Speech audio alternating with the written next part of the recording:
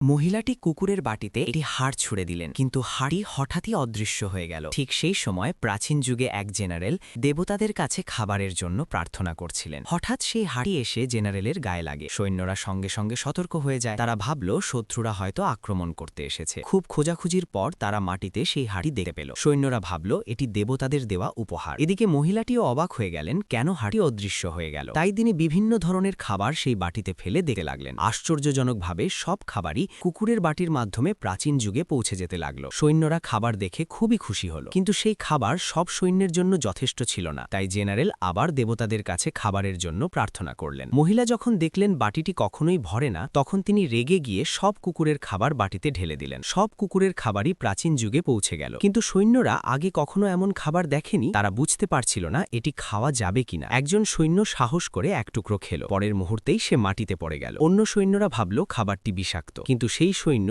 উঠে উত্তেজিত হয়ে বলল যে খাবারটি খুবই সুস্বাদু, এতে লবণ আর মাংসের স্বাদ রয়েছে। এখনও সৈন্যদের পানির অভাব ছিল, তাই জেনারেল একটি চিঠি লিখে দেবতাদের কাছে আবার সাহায্য চাইলেন। তিনি চিঠিটি পুড়িয়ে সেই বাটির মধ্যে রাখলেন। পরের মুহূর্তেই সেই ছাই উড়ে গিয়ে মেয়েটির মুখে পড়ল। মেয়েটি খুব রেগে গেল। সে বাটিটিকে পানির কলের নিচে রেখে দিল, যেন বাটিটি পানিতে ভরে যায়। কিন্তু প্রাচীন যুগে সেই বাটি থেকে অবিরাম পানি বের হতে লাগল। সৈন্যরা আনন্দে চিৎকার করে উঠল। দেবতাদের ধন্যবাদ জানাতে জেনারেল সৈন্যদের দিয়ে অনেকগুলো রত্ন ও গয়না আনালেন। পরের দিন মেয়েটি বাড়িতে ফিরে দেখল তার ঘর সোনার গয়না ও রত্নে ভরে গেছে। মেয়েটি দ্রুত সেগুলো নিয়ে একটি গয়নার দোকানে গেল, সেগুলো আসল কিনা যাচাই করতে। দোকানদার বলল সবগুলোই প্রাচীন মূল্যবান জিনিস, যার মূল্য কমপক্ষে $5 বিলিয়ন।